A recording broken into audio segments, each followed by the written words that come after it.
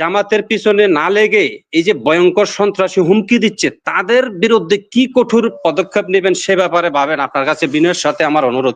ধন্যবাদ। জামাতে একজন নেতা হইতে হইলে, কর্মী হইতে হইলে কত ধাপ আগে যাইতে হয়।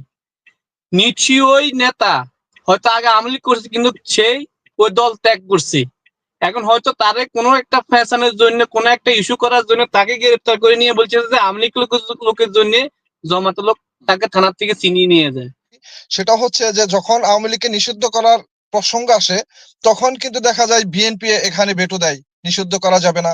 তাহলে আমার প্রশ্নটা হলো যে আওয়ামী লীগকে নিষিদ্ধ করলে বিএনপির কি সমস্যা, জামাত ইসলামের কি সমস্যা? তাহলে কি তাদের মদত বা তাদের সহযোগিতা পেয়ে বা তাদের সহানুভূতি পেয়ে আওয়ামী লীগকে আবার মাথাচাড়া দেওয়ার সুযোগ খুঁজছে তারা, যে ঘটনাটা গাজীপুরে ঘটিয়েছে গতকালকে?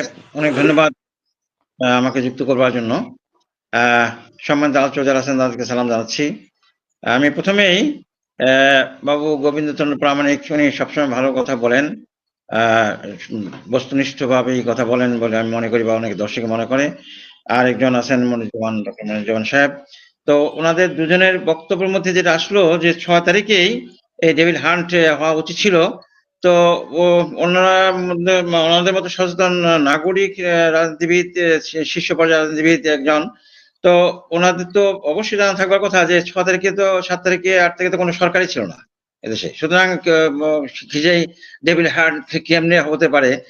তার পরবর্তী সময়ে যেটা, সেটার বাস্তবতা যেটা ছিল যে A to Z প্রশাসন, আইন শৃঙ্খলা বাহিনী, ব্যাংকার, আমলা, মানে সারা দেশে আওয়ামীকরণ করা হয়েছিল 100%। সেখানে একটা এর মধ্যে একটা সরকার পরিচালনা স্বাভাবিক গতিতে, একেবারে ন্যূনতম গতিতে চালানো ছিল, দুরূহ ছিল। তো তার মধ্যে দিয়ে অবশ্যই একটা সময়ের প্রয়োজন ছিল, তাছাড়া এটা সম্ভব কোনোভাবে ছিল না। হয়তো পরবর্তীতে হতে পারতো, কিন্তু সে একটা সময় নিয়ে। এটা হলো প্রথম কথা। আর দ্বিতীয় কথা হলো যে মনিরুজ্জামান সাহেবের কাছে আমি দৃষ্টি আকর্ষণ করে বলছি যে আমরা লক্ষ্য করছি, আমার গ্রামের বাড়িতে গিয়েছি, তারপরে আমার মহল্লায় লক্ষ্য করি যে জামাত ইসলাম বাংলাদেশ সম্প্রতিকার বেশ কিছুদিন যাবৎ বিএনপির যে উচ্চতি, যেটা পত্রপত্রিকা আসছে, অনেকগুলো অসত্য যেটা সোশ্যাল মিডিয়াতে আসে, ফেসবুকে আসে, সেইগুলোকে খুব হাইলাইট করে তারা পোস্ট করছে, বিভিন্ন জায়গায় ছড়াচ্ছে। তো একটা নিশ্চয়ই এটার পেছনে একটা উদ্দেশ্য আছে যে তারা বিএনপিকে ছোট করার জন্য, তারা এগিয়ে যাওয়ার জন্য একটা অপকৌশল হিসেবে নিয়েছে। কারণ নইলে জামাত আদর্শিক দল বলে, তারা কোরআন শাসন, সৎপক্ষে শাসন, কোরআন আইন এটা বলে, কিন্তু বেশ কিছুদিন আগে হঠাৎ করে বলে ফেললো যে আওয়ামী লীগকে ক্ষমা করে দিলাম। তা আওয়ামী লীগকে ক্ষমা করার তারা কে? যে দেশের জনগণকে হত্যা করেছে, গুম করেছে, মায়না ঘরে নিয়েছে, লুট করেছে, ব্যাংক খালি করে দিয়েছে, তাকে ক্ষমা করে দিলাম। তারপর তার আবার 70টা ব্যাখ্যা দিয়েছে বিভিন্ন ভাবে। তারপরে এক পর্যায়ে বলে যে এত ফেসিস্ট শুনতে ভালো লাগে না। প্রশ্নটা বলেন ভাই, প্রশ্ন বলেন। এত লম্বা বক্তব্য দিলে আমি সবাইকে 5 মিনিট করে সময় দেব। এখানে প্রশ্নটা যে তারা মূলত কোন অবস্থানে আছে, নৈতিক অবস্থানে আছে? তারা একটা নৈতিক অবস্থান থাকলে, জামাতের অবস্থান তো জামাতের কেউ থাকলে বলতে পারতো তারা কোন অবস্থানে আছে না। এবার আমাদের এখানে তো জামাতের পক্ষ থেকে কেউ নেই। শেষ কথাটা হলো যে আজকে যে যেটা হচ্ছে, এই যে গাজীপুর যেটা হলো, এগুলো সবকিছু পেছনে ভারত জড়িত বলে বাংলাদেশের মানুষ মনে করে, আমি মনে করি ভারতে। জি, ধন্যবাদ আপনার। হ্যাঁ, ধন্যবাদ। বলেন। আসসালামু আলাইকুম। ধন্যবাদ মনির ভাইকে আমাকে যুক্ত করার জন্য, এবং এখানে যারা আছেন তাদেরকে সবাইকে সালাম এবং শুভেচ্ছা। আমার প্রশ্ন কাজী মনিরুজ্জামান মনির ভাইয়ের কাছে, যা আপনারা কি দেখেছেন যে এই যে বিভিন্ন পত্রিকা এবং কি ফেসবুকের মাধ্যমে যে বেনজিরের বক্তব্যগুলা, যে 90% লোক প্রশাসনের ভিতরে আছে, প্রস্তুত আছে।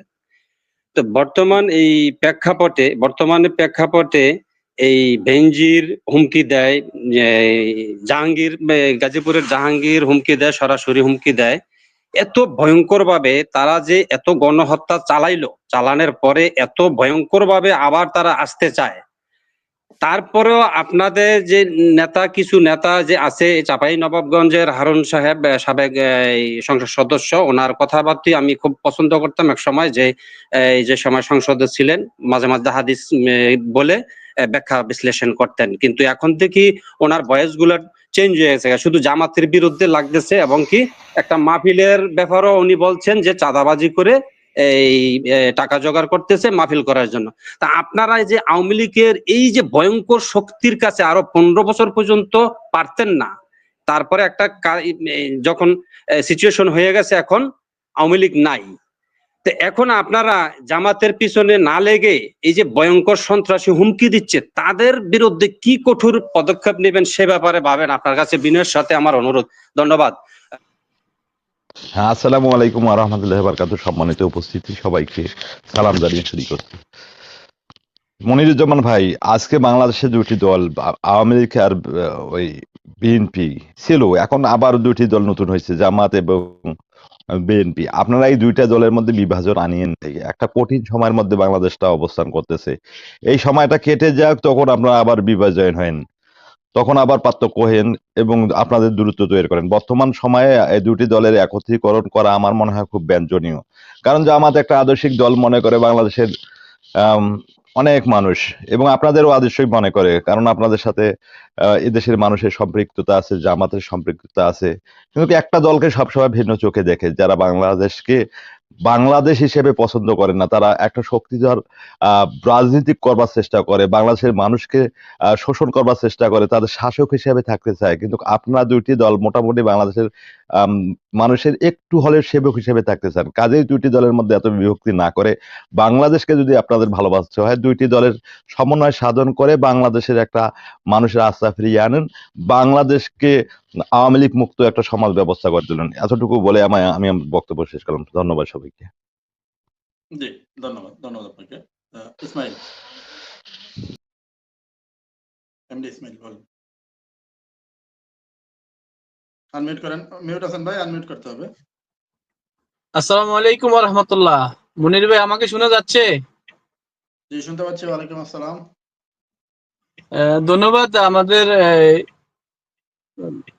অতিথিকে এবং আমাদের যারা আছেন এবং দর্শক যারা আছেন সবাইকে সালাম, আসসালামু আলাইকুম ওয়া রাহমাতুল্লাহ। আমি আমার এই বিএনপির ভাই, সম্ভবত ওনার নাম মনিরুজ্জামান। আমি এর শুরুতে আগে বলছি যে আমি একজন সাবেক বিএনপি। আমি ভাইকে বলবো, আপনি বলছিলেন যে এই জামাতের লোকেরা থানার থেকে আওয়ামী লীগের লোকের জন্য তাকে চিনি নিয়ে যায়। মনির ভাই, আমি বিএনপি থাকা অবস্থা বুঝি নেই। জমাত এখন করি বুঝি। জমাতে একজন নেতা হইতে হইলে, কর্মী হইতে হইলে কত ধাপ আগে যাইতে হয়। নিশ্চয়ই ওই নেতা হয়তো আগে আওয়ামী লীগ করছে, কিন্তু সেই ওই দল ত্যাগ করছে। এখন হয়তো তারে কোনো একটা ফ্যাশনের জন্য, কোনো একটা ইস্যু করার জন্য তাকে গ্রেফতার করে নিয়ে বলছে যে আওয়ামী লীগ লোকের জন্য জমাতে লোক তাকে থানার থেকে চিনিয়ে নিয়ে যায়। এটা অন্তত বিএনপি থাকা অবস্থায় বিশ্বাস করতাম, কারণ একজন কর্মী হইতে হলে তাকে কত ধাপ আগাইতে হয় ভাই, সেটা জানেন না। আর আরেকটা জিনিস বললাম যে আমরা এখন বিএনপি বা বিএনপি ছাত্র দলের মুখে যে সমস্ত কথাগুলো শুনতে পাইতেছি, সেটা হলো মাঝে মধ্যে সে টকশোতে আছে, আদু ভাই বলি আমি তাকে, যে ছাত্র শিবির আন্ডারগ্রাউন্ডের সংগঠন। আমি ওনাকে বলি, যদি মূল কেন্দ্রবিন্দুতে, আমি মনির ভাইকে প্রশ্ন করি, যদি সমন্বয়কের ভিতরে যদি ছাত্র দল থাকতো, আজকে হাসিনার পতন হইতো না। কারণ ওইখানে ওরা বুঝতে পারছে এই কেন্দ্রীয়তে যদি ছাত্রদল থাকে তাহলে হাসিনার পতন হবে না, কারণ ওখানে বলবে যে শিবির আছে। এই জন্য ছাত্র সমন্বয়ক মিলে দেখতেছে না এখানে শিবির ছাড়া আন্দোলন সফল হবে না। কিন্তু ছাত্রদল বাইরে তারা হত্যার শিকার হয়েছে, জুলুমের শিকার হয়েছে, এটা ঠিক। কিন্তু মূল কেন্দ্র যদি নেতৃত্ব ছাত্রদল থাকতো, হাসিনার পতন কখনো হইতো না। আমার কথা যদি ভুলে থাকে, আপনি মনির ভাই জরিপ দিয়ে দেখেন এটা কি আমি মিথ্যা বলছি কিনা। ধন্যবাদ। আসসালামু আলাইকুম ওয়া রাহমাতুল্লাহ। ধন্যবাদ আপনাকে। ধন্যবাদ। ইয়াকুব, বিসমিল্লাহির রহমানির রহিম। জি, অসংখ্য ধন্যবাদ এনামুল ভাই, ধন্যবাদ অতিথিবৃন্দকে। আমি একটা প্রশ্ন করি, আমি কোনো মন্তব্য করব না। ব্যারিস্টার ওয়াসিম ভাইয়ের কাছে আমার একটা জানার ইচ্ছা।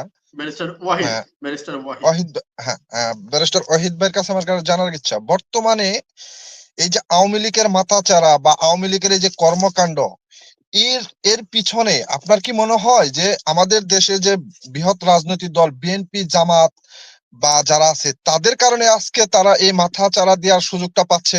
তার কারণটা আমি একটু যদি বলি, সেটা হচ্ছে যে যখন আওয়ামী লীগকে নিষিদ্ধ করার প্রসঙ্গ আসে, তখন কিন্তু দেখা যায় বিএনপি এখানে ভেটো দেয়, নিষিদ্ধ করা যাবে না।